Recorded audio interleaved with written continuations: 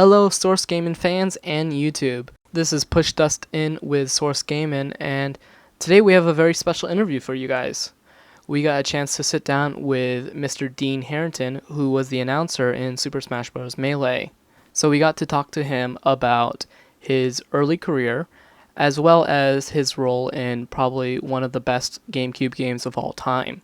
Spazzy also joins me in this interview.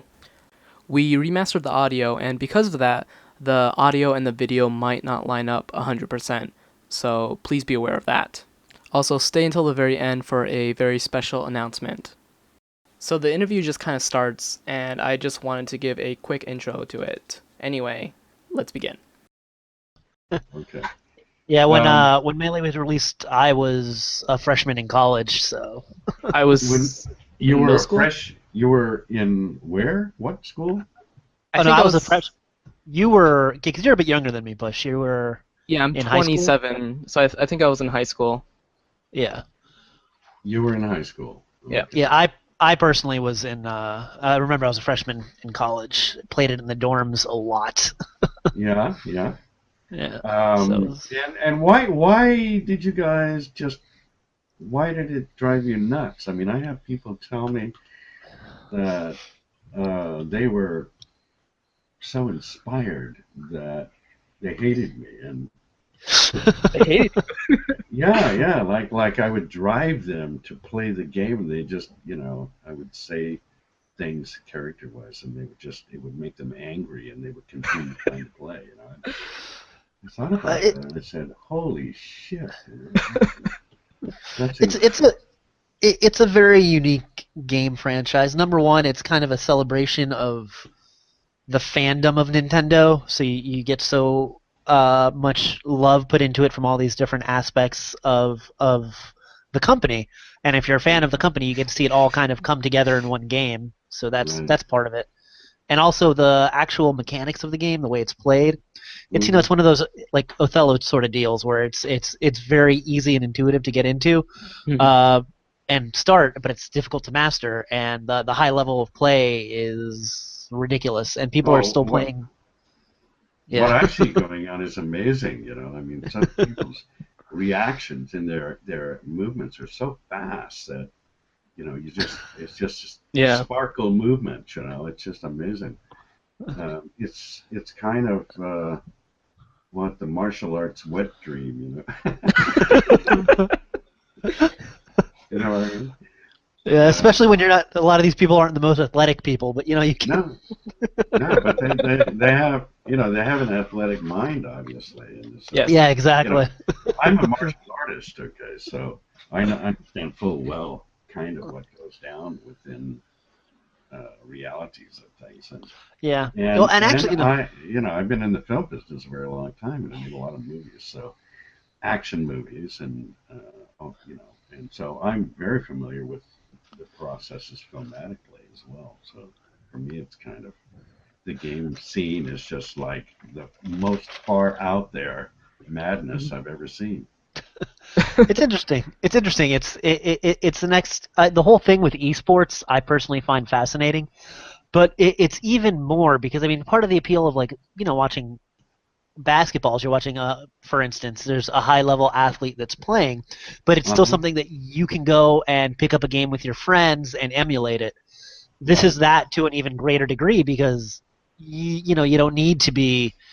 If I'm not 6'10", I can still go and maybe I can make something out of myself, and you still probably can't. There's still twitch reflexes and stuff, and people that are just naturally going to be better at this than other people, but still, it's just something that you do with your friends, and then you can watch and enjoy somebody doing it at a much higher level, which is almost insane. Yeah. Since I really got involved here with, you can record this. Holy shit! I hope you're recording this. We're recording it on YouTube, but do you have a recording software up? Yeah, I'm recording on iStream right now. iStream. Okay. Yeah. Okay. So I'm gonna start recording my audio on my end. Just go ahead. Ready? Go ahead. 3, 2, 1, go. Boom. All right. So, do we want to get into the questions, or still want to just talk a little bit more? Like you said, you had some questions for us. We were having, I think, some decent conversation. Yeah, actually, I think on one level, you have questions for me about, what I do, for example, about my Hong Kong films. And I think that's something that a lot of people really don't know much about unless they've sort of done some research. Yeah, Um, when I was looking up information about you, I felt like there was a gap in information on why you moved to Hong Kong and what really inspired you to work in Asia. well, I have, because I come from San Francisco, and I have Hmm. been involved in martial arts since I was 15 years old. For me, coming to Asia is nothing. I mean, it's not a major switch, so to Yeah. speak, culturally. And I've always had quite a lot to do with Japanese culture and Chinese culture in San Francisco area since I was very young. And at one point I lived right outside of Chinatown as a small child, went to the Chinatown, more or less the grade school for Chinatown.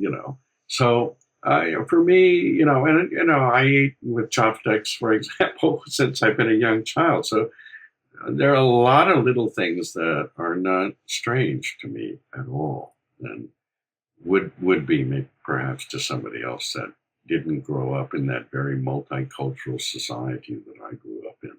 What kind of martial arts did you study as a child? Well, I started with judo when I was in high Mhm. school, and until you know I got tired of walking home with a backache, because you just get demolished by bigger guys, and I was Yeah. never a big guy. But I then stopped doing that, and I started to study a Japanese art called Goju Ryu Karate. Oh, I studied that for a And bit, actually.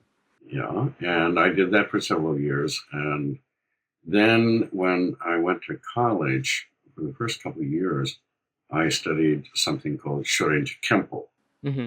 which is a Japanese Shaolin art.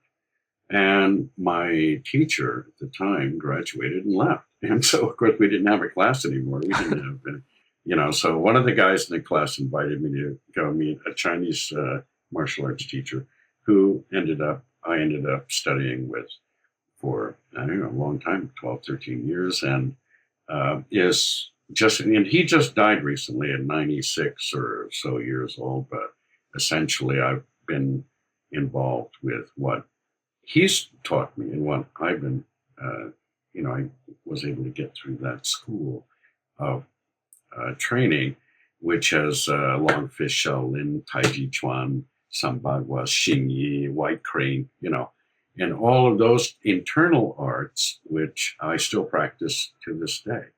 And that's been a big part of my life, and it saved me a great deal of trouble, you know. Hmm. Actually, it's been very handy, living in Asia. And which leads to the question of why I went to Hong Kong. I actually went to Hong Kong in '84 because I was pretty bored with what was going on in my life in San Francisco Bay Area. And one of my very good friends was from Hong Kong, and he was in Hong Kong. And he said, "Why don't you come over and visit?" And I did, and I went over and actually stayed. Is what happened. Just never left. Not really, because I pretty quickly fell right into films in Hong Kong. I didn't go out to make films in Hong Kong. I kind of just fell into it in a rather strange way. Knowing some other martial artist type characters, one of them came up to me and said, "How would you like to make a movie with Jet Li?" And of course, I knew Jet Li very well. And I said, "Sure," just, because, you don't turn that kind of thing down. Yeah, Yeah, of course. of course, And yeah. it was a horrible movie called China's Best Defense. But It was a horrible Jet Li movie, though. So hey, yeah, it was a horrible Jet Li movie because basically it was a government sponsored project. It had oh a nice. big budget. It filmed for a year. My part in filming of it was only it's 4, 5 months. But we were in China filming, and we lived in hotels. We went to studios. We went to local outdoor places to do filming sections. So it was a group of guys, all of them pretty much like me, foreign guys with experience in martial arts. And we ended up essentially making good friendships over the course of 4 months. And during this time, of course, I met a great action director named Choi Soo-ming, who many people don't know Choi Soo-ming, but he's really a very good action director. And he was living in Vancouver, and Jet Li had called him up and said, "Can you come over and do the action sequences for this film?" Jet Li was supposedly the director. Okay, and so Choi Soo-ming flew over with his wife, and then I and other guys got called in to refilm a lot of stuff that had been filmed but weren't particularly very good. In any case, you asked about, my favorite Hong Kong director, and I'll tell you, my favorite Hong Kong director is Choi Soo-ming. Simple. I think he's a wonderful director. He's really good. It's too bad that the film was so horrid, both in storyline and everything else about it was just crap, But it was fun to make. This I will say. Okay. Yeah, And, yeah, go ahead. No, I was going to say, you get to say you made a movie with Jet Li. That's awesome, no matter what happened. That's right. Basically, that's why I did it, And, of course, he was younger then, because we're back in 85 or something like that. I can't recall exactly the year we did that, but he was much younger. It was his first directorial debut, I think. And he was young, and he was very nice. He's a very nice man. Okay, I want you to understand that. He's a very nice person. I really like and respect him a lot. And of course, he's gone on to make just mega films with both Chinese films and Hollywood movies, and he's a very successful guy. So nothing could be better. He's good. Yeah, and then afterwards, after Hong Kong, you moved to Tokyo, right? Well, yeah, but I made a lot of movies in Hong Kong, and one of the other films I wanted to mention to you were the foreign films that I worked in there, and several of them are uncredited. Actually, there was a television miniseries called 80 Days Around the World with Pierce Brosnan and many, many other Hollywood actors. And I worked on that picture for, several months as the stunt double for one of the lead actors. And that was fun. I enjoyed that's probably my most joyful experience in a movie. Working in a film was working in 80 Days Around the World. And, once you do a couple of films like that, you get hooked. Okay. It's really traveling circus, kind of a traveling circus. It's kind of cool. But in any case, again, those probably just getting to film director, Choi Soo-ming, and really my most favorite thing to work in 80 Days Around the World. But apart from that, lots of other movies, really, many of them not known outside of Asia, not known even outside of martial arts circles, not, just garbage movies, most of them, all right? I'm serious, terrible. There was one film company that what they used to do is that they'd haul a bunch of us out to the New Territories, which was near the Chinese border. And we would do like selected scenes, all action pictures, either military based or ninja based or something. And what the producer would do is he'd cut out sections of other movies, Hollywood films. All right. And so, good example, Rambo. They must have reused Rambo footage about 1 million times to make about 30 of these garbage films. But what he'd do is he'd take all of his major big scenic pieces out of a major film that didn't have the main actor in it. Okay, in other words, what we call B footage. And then he would put us into the main roles, and we would be filling in filming.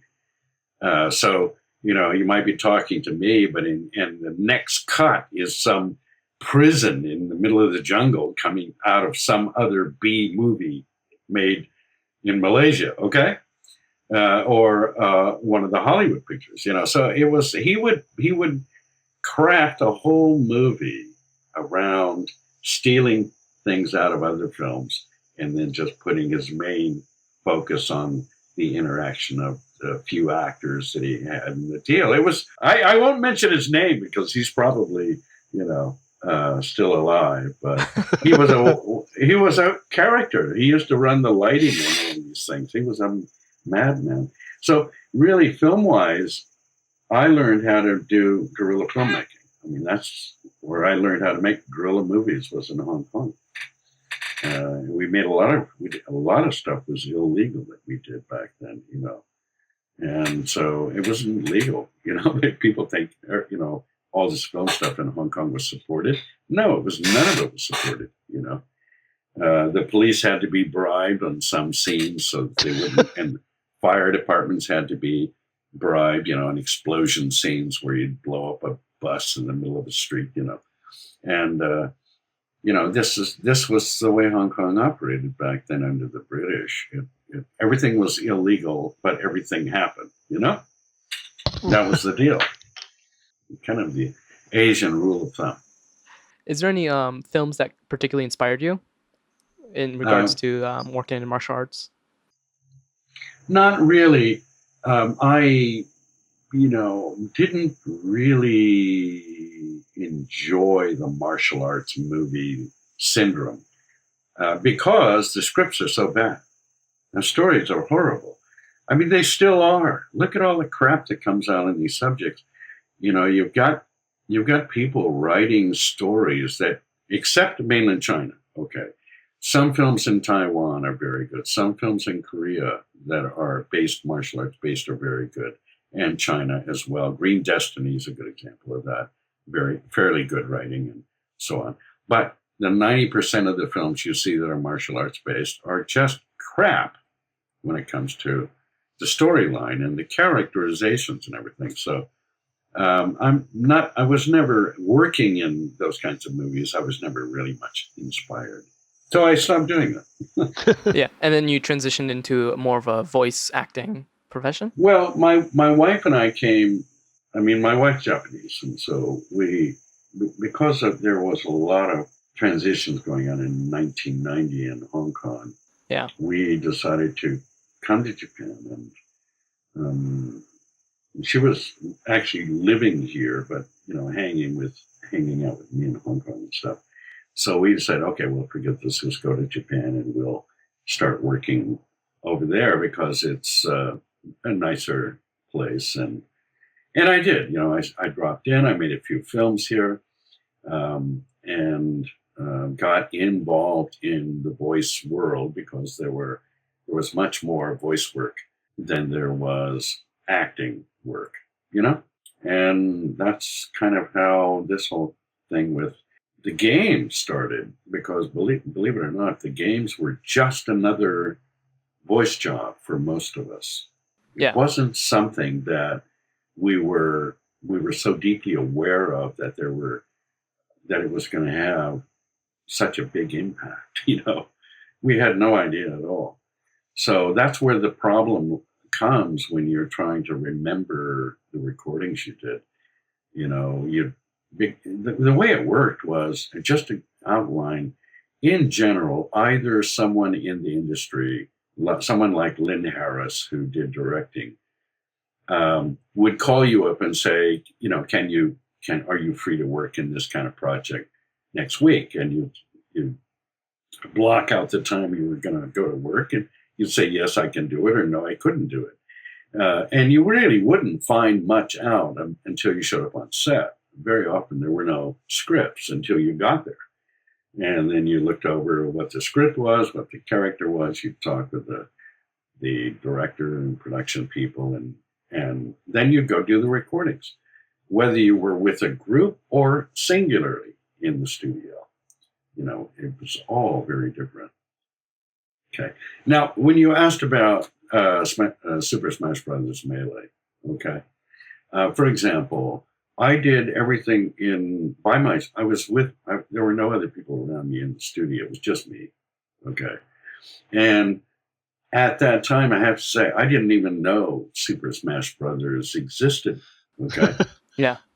Well, it wasn't a very And- big franchise at the time, not to the No, degree it it is today. wasn't. You know, it wasn't. And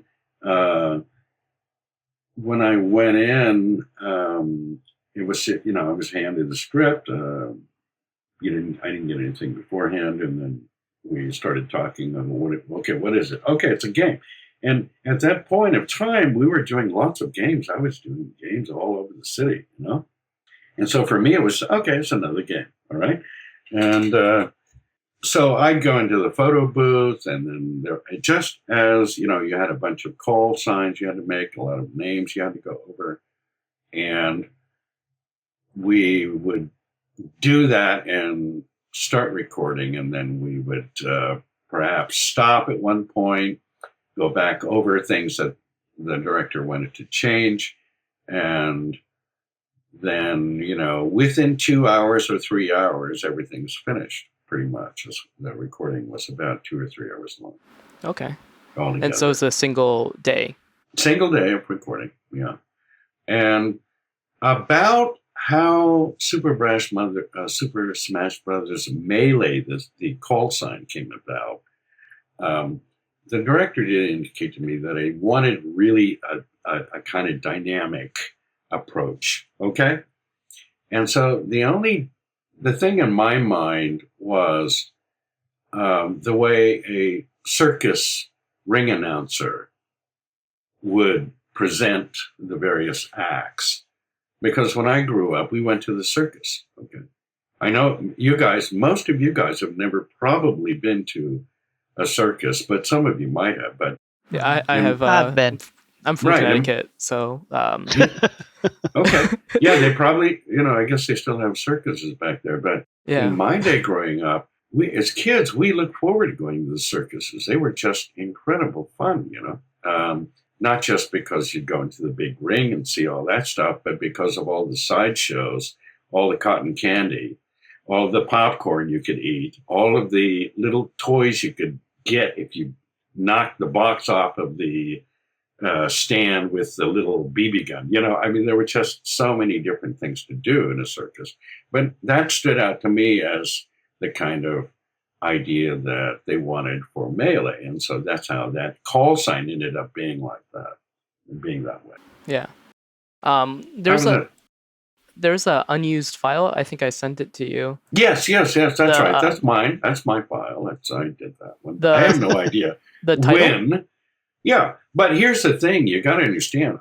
We must have done the title at least 20 different times in 20 different ways. You know, so somewhere in the records are just a massive number of different ways that all of that stuff was done. They never threw anything away, so it's still there. Yeah. So where did you get that file anyway? Is that something it's left over on the disk, so someone extracted it. I see. Well, you know, sounds like they left it back in there. Yeah, there's a couple of variations of the title that are still within Melee. There's one where you say Nintendo All Stars. There's another one where you just say Super Smash Brothers. Okay.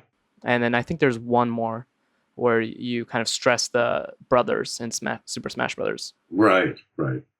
Well, I can assure you that there were probably 20 different more things that were, you know, said really with all the, you know, not all the characters, but many of the characters had to be pronounced in different ways.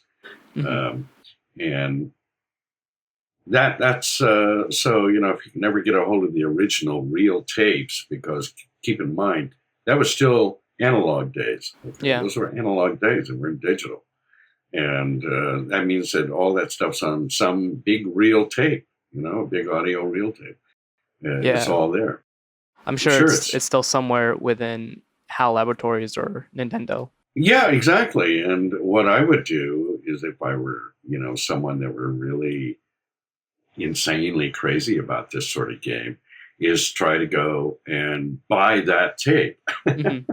or make a copy of that tape, and you know, then throw it all out there on the net, you know. Oh yeah, we'd love to do that. It's just getting access to it, of course.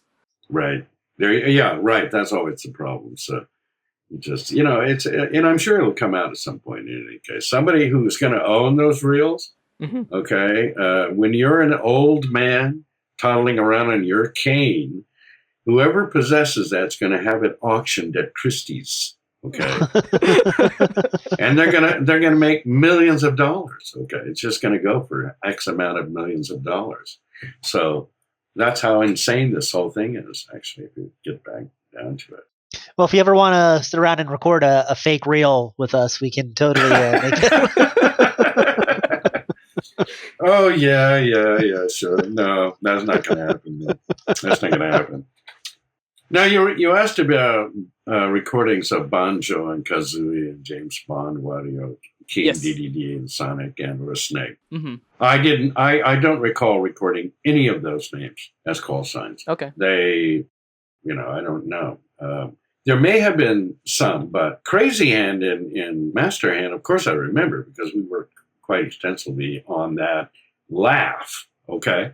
Oh, really? Because because you had to sort of, the directors did want Master Hand to sound like a pretty bad character. Okay, they kind of wanted him to be the bad boy, and Crazy Hand they wanted insanity. So that's how it all more or less came about. That we ended up with the kinds of laugh, because that's what it is, right? It's a laugh, or when he's defeated, it's a what? Like a cry. A cry and groan, as he goes out flying out of the ring. And that's how those things were recorded, with those ideas in mind. Did you have any particular inspirations for the ways that you announce certain characters' names? Or was it just because you recorded so many variations of the characters' names that something... Yeah, go ahead. No, I was going to say, I'd imagine there's probably a lot of voice direction that was going on as well. Because everything is spontaneous in those studio environments, particularly in those days. The director might say, "Oh yeah, I like what you just did. Let's do it again, but emphasize the second word." You know what I mean? And you might then redo it in that one, and then you might do that 5 times, just not once, but just 5 times in a row to get a kind of rolling thing. And so, really, the way the direction works, and it still works this way, by the way, it hasn't changed, particularly here in Japan. The directors have a basic idea of what they want you to do, fit within a schedule. Okay? Everything's got to fit within a time frame. And you will do a variety of different call signs, or you'll do a variety of different titling, calls. There are many, many, many aspects to what you'll be asked to do, and you may do them in a variety of different ways, and you may repeat yourself over and over again to get a rolling context different from, let's say, the other ones within the same call sign. So that's kind of how it works. And it still works that way, really.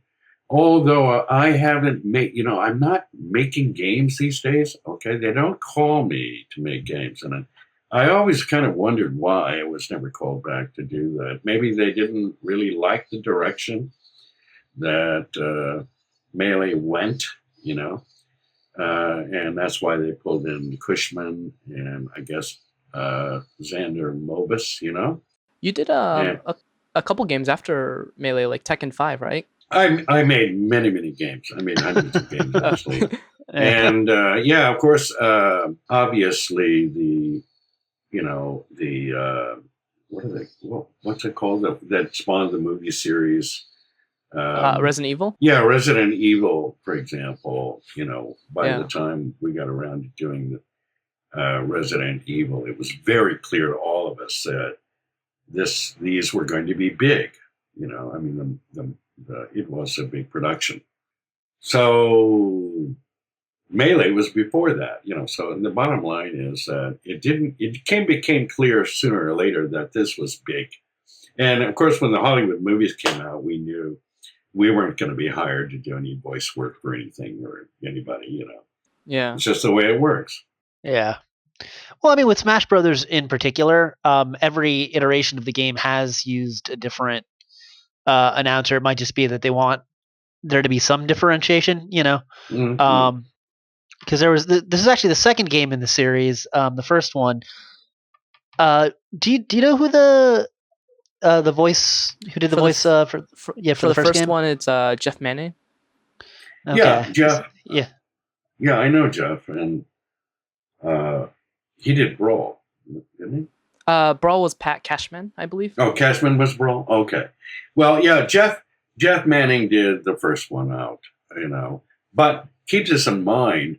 I'm sure for Jeff it was the same thing as for me. You show up in the studio, you're getting paid to be there so many hours. You're handed a script, and you're saying, "Okay, this is what you got to do," and you just go in. And I'm sure Jeff. I haven't talked to him about this because I haven't seen him for a long time, but I'm sure he'll tell you a similar thing if you were to talk to him. He would say, "Yeah, I got the idea, that they wanted, some kind of presenter character with a big show, doing the big show." And so that's how that all worked out. Were you aware of Jeff Manning's work when you worked on Melee, or Oh, yeah, because Jeff and I had worked on many other things together. okay? So of course in those days, I knew all of the main people who did voice work because we worked together on so many different kinds of projects, from documentaries to corporate stuff. It was in those days, it was a lot of work for professional voice people. Yeah. And there were a lot of people coming out of other kinds of work who wanted to be doing professional voice work. English teachers, for example, that showed up here who thought that they had the talent, and some of them did, would say, "Wow, I can make X amount, doing that. Why would I continue teaching English here?" You know what I mean? Mm-hmm. And so you had many, many people jumping into that kind of business, and it really became quite pronounced within, the late 90s, early 2000s, when really you had a lot of people running around with voice, samples and getting out there. And that's still the case today. You still have quite a large number of people who What want to be in this business, and they come in and do that. did Jeff Manning's work on Smash 64 inspire the way that you approached Melee? No, actually, not at all, because I'd never heard it Okay. until I stepped into this. I'd never heard that particular recording at all. So no. Well, actually. that's interesting because you have someone like, for instance, in the new game, you have Xander Mobus, who's a little bit younger and actually grew up with these games, and you can Yeah. definitely tell that he looks towards the voice actors from the earlier games for certain inflections. I haven't spoken to him, so I haven't. I can't 100% confirm that, but you can definitely tell. For instance, when the character of Roy was added in the new game as DLC, it was definitely done in the style that you said, Roy, because there was already a different character that was Roy, but he kind of used that inflection in it, which was kind of cool. So that's another part of the legacy is the way that the names of the characters were said.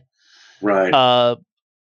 That's how later voice actors are going to reflect on it now, because it's been kind of the standard that was set for it. Right. And keep in mind that none of us ever imagined that this would go anywhere like that. Yeah. And apart from Nintendo and, when the boxes came out, Xbox came out, Nintendo, and all of these boxes were coming out for television play. Mm-hmm. Originally, a lot of the games that we recorded were for arcades. Oh. And the English version of the arcade games were for arcades as background noise for Japanese or Asian arcades, or were thought to be a part of whatever arcade system they had going on in the West, and that was it. That's the way we were looking at it, and until, of course, these things hit in a very big way, and then that changed everything. So, were you aware of the characters before you worked on Melee? No. At least like Donkey Kong and Mario? No. No, actually not at all. And keep in mind, I had been living in Asia since '84. Okay. Yeah.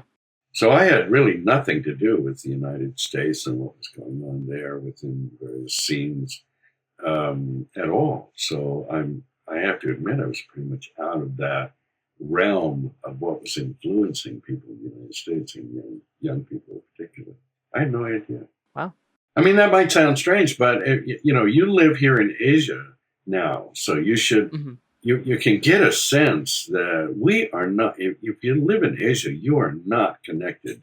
Oh, yeah, there's definitely a bubble. Yeah, it's a bubble here, like there is in the United States is a bubble too, but it's an American bubble. Here in Asia, each country has a very strong bubble of its own uniqueness. Yeah. And that's the bubble you live in. Okay. When did you find out? Oh, I apologize. Continue. No. And just, whether you're moving between Hong Kong, as I was for a long time, Yeah. Japan and Hong Kong, or wherever you're actively working and doing things, each one is a very separate identity and each one is a very separate bubble. And very little of it has anything to do with what's going on in the United States.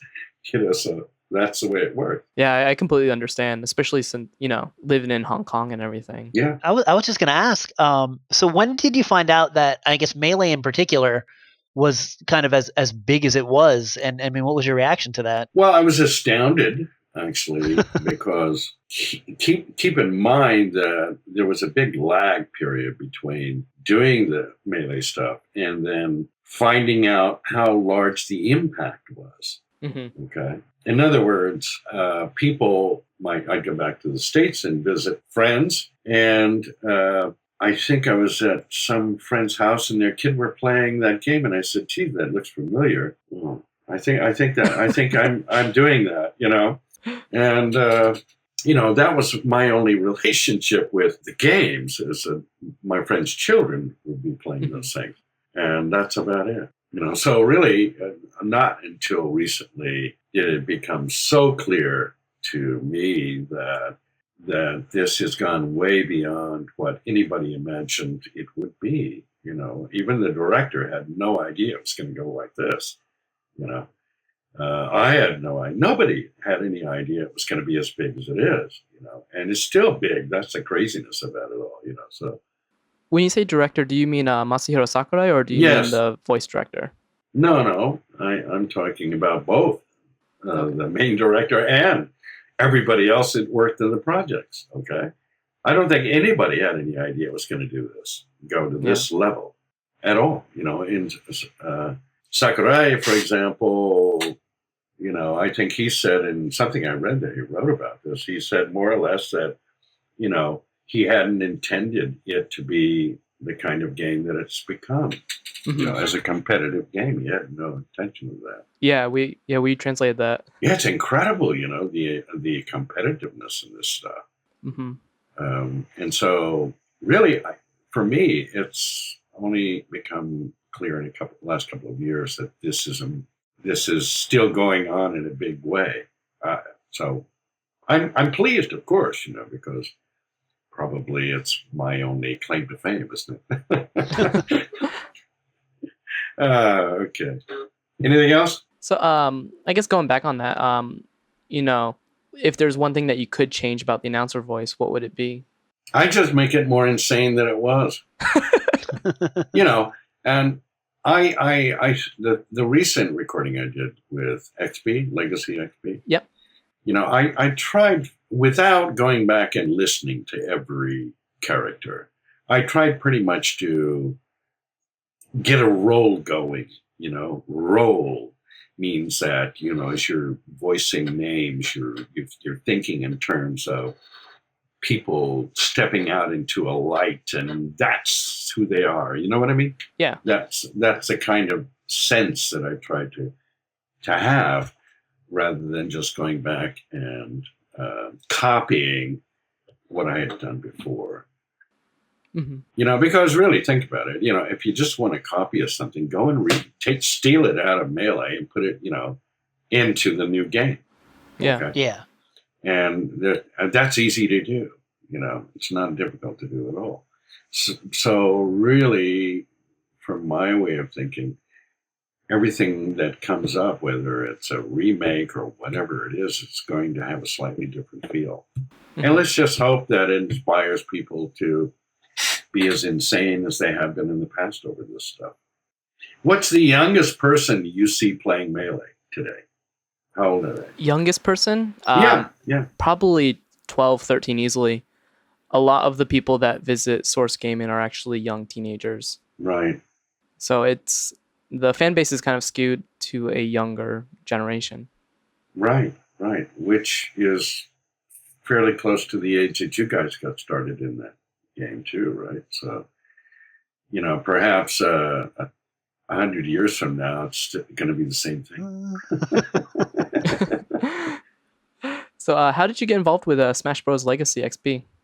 Well, David Kimball had sent me an email and told me about his fan game mod, and I thought about that, and he asked me if I'd do the voices for it, and I got a hold of him. We talked on Skype a couple of times with one of the other fellows involved, Oliver.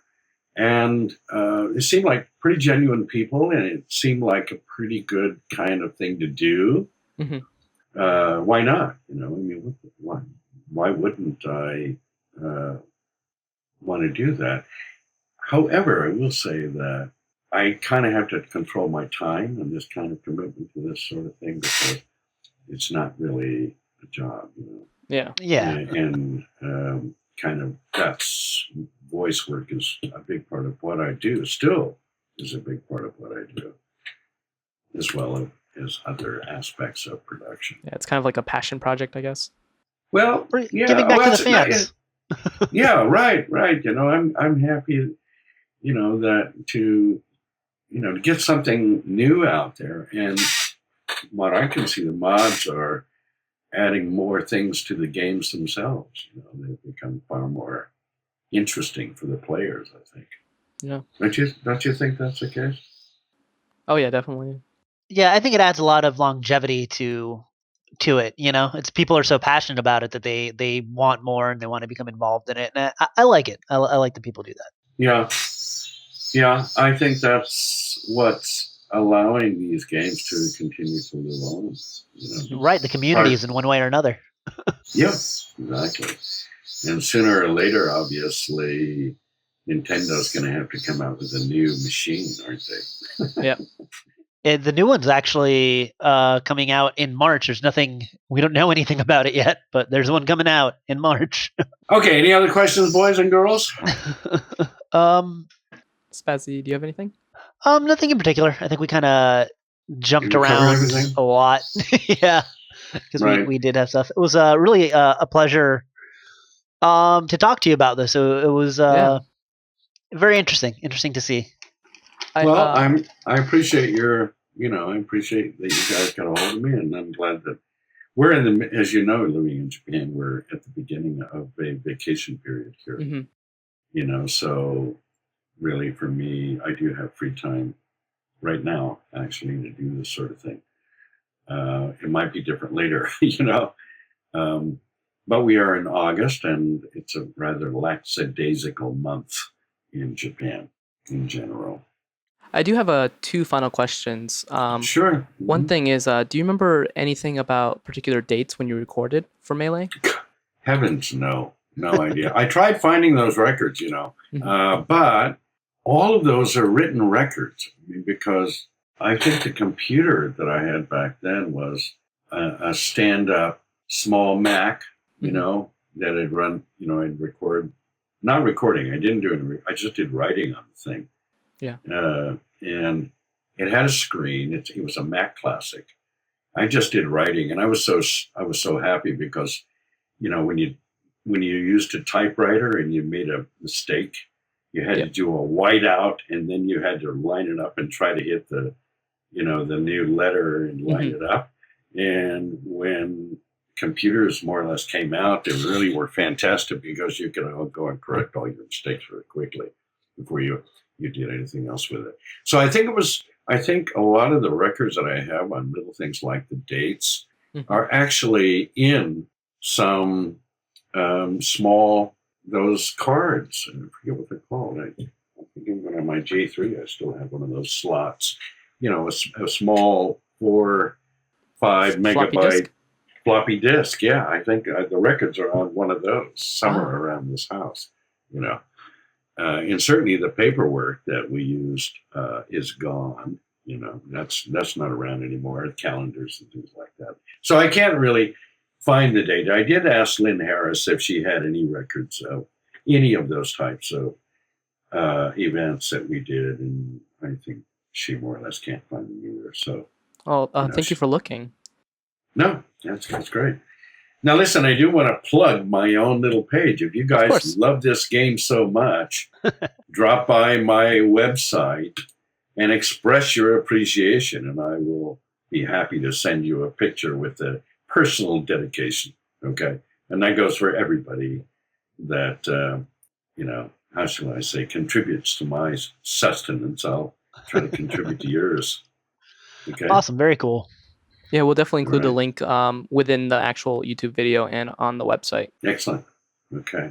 Well, thank you again for allowing us this opportunity to interview you, Hey, no problem. Thank you. and I hope you have a good Oban. Yeah, you too. All right, guys. Thank you. Bye. So, guys, that was the end of the interview. Please check out Mr. Harrington's website. The link will be in the description below. For Source Gaming's second birthday stream, we will be having Xander Mobis, who was the announcer for Super Smash Bros. For Wii U and 3DS, hosting Smash Trivia. We will also have Ash Paulson from Game Explain. So check out the birthday stream information post on Source Gaming. The link should be in the video right now for information on what time it will start for you. Be sure to join us, and thank you guys for watching. To join us and